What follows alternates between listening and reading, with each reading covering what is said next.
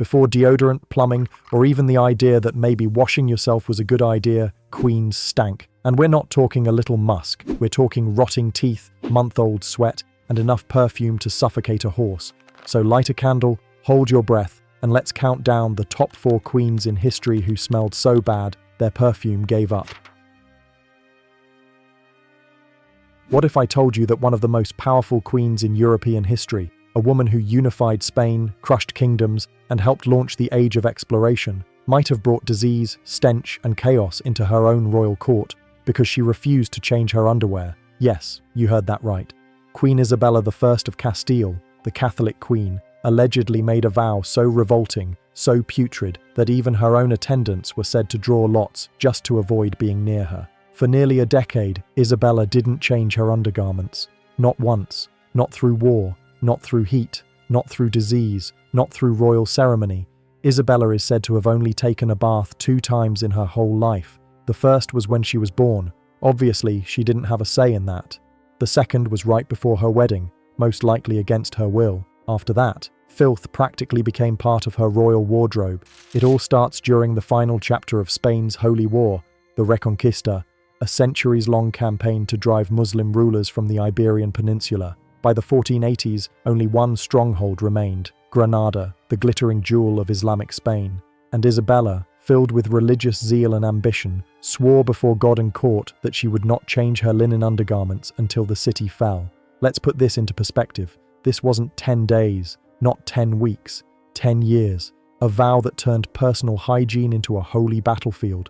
According to the legend, she wanted her bodily suffering to reflect the spiritual struggle of Spain, and so she embraced filth like it was a sacrament. Reports, likely exaggerated but widely believed in later centuries, describe a miasma of decay following Isabella wherever she went. Her tent allegedly had to be placed downwind from the rest of the camp. Her clothing became so foul that servants feared for their health. Even court physicians were said to beg for the vow to be lifted, worried that her holy odor might spark an outbreak of plague. Some said her undergarments were so saturated with sweat, grime, and bacteria, they turned stiff and yellowed, practically rotting from the body outward. After Granada finally fell in 1492, the legendary garments were not washed, not saved, but burned, supposedly because they posed a biohazard to the royal court.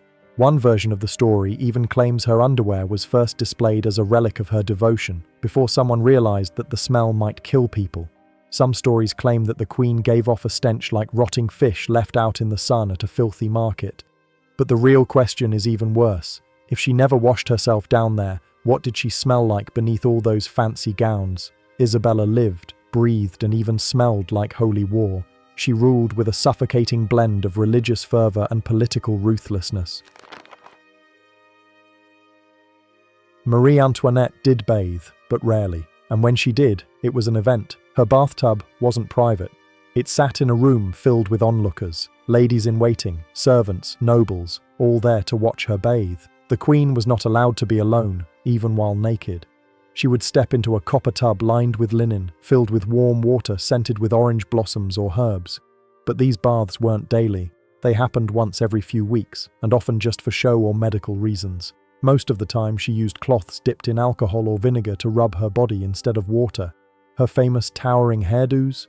They were built on filth. Her hairstylist would glue animal fat and flour into her hair to create wild shapes, sometimes even with little model ships or gardens sitting on her head.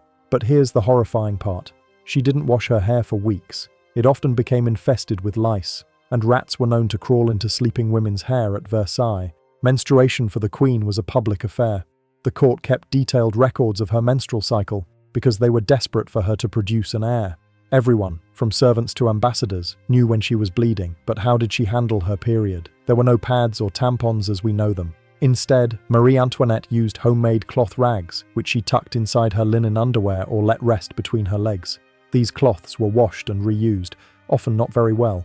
The smell, unpleasant. And since there was no running water, her hands and body likely stayed unclean during her bleeding days. And remember, her clothes were tight, layered, and made of heavy silk and brocade. That meant bloodstains, infections, and irritation were common, but never spoken of publicly.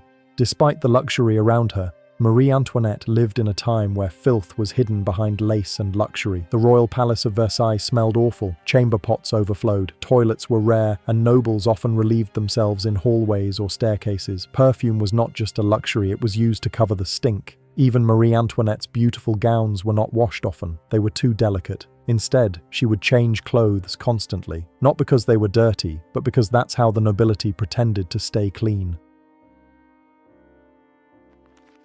Queen Elizabeth I ruled over a golden age of poetry, power, and pageantry, but beneath the glowing portraits and majestic speeches was a woman living in a world of rot, rags, and poison.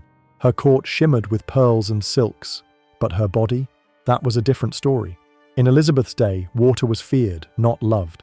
Doctors warned that bathing could open the skin and let disease crawl inside, so people avoided full-body washing like the plague, literally. Even royalty followed strict rules against getting too clean. Elizabeth's etiquette manuals recommended washing only your hands and face, and even that was done just once in a while. Her version of clean came down to linen and perfume. The belief was simple and strange. A clean shirt keeps the body clean. Elizabeth changed her underclothes frequently, sometimes even daily. By 16th century standards, that made her look like a hygiene fanatic.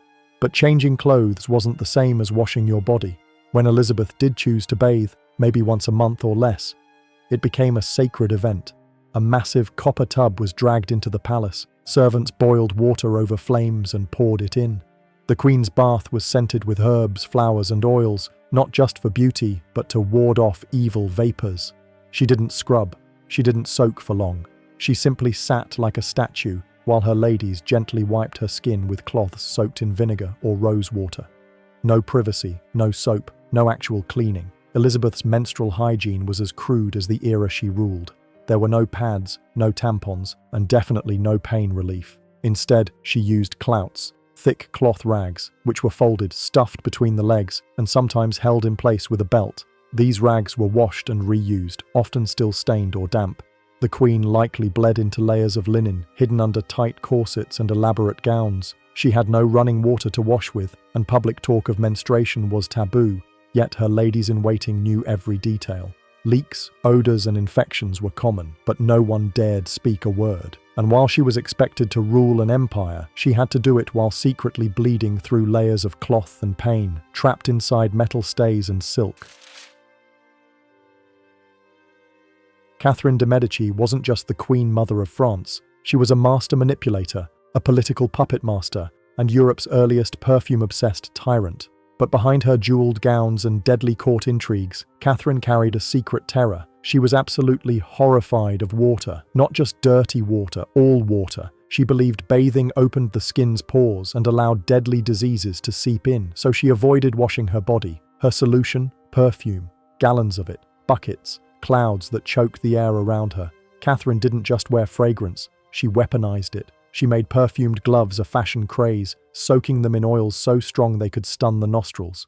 These weren't about smelling good, they were about hiding the unbearable. The stench of sweat soaked into days-old undergarments, the greasy grime layered on skin that hadn't seen water in weeks, the rotting scent of scalp hidden beneath powdered wigs and heavy headpieces.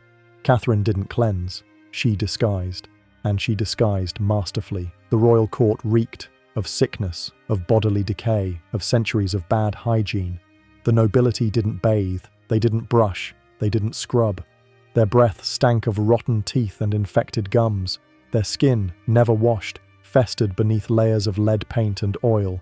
Their clothes were stained with bodily fluids, barely aired, never truly cleaned. And Catherine? She was surrounded by it, so she doused herself in rose water, ambergris, musk, civet, and every other scent that could overpower the rot. She didn't just survive in that world, she turned it into a perfume empire. Catherine transformed fragrance from luxury into necessity. The court followed her example, not because it was fashionable, but because it was the only way to survive the smell of civilization's most powerful people rotting in real time. Would you survive a day in this era? Without soap, without showers, with nothing but vinegar cloths and a perfumed glove? Let us know what shocked you most.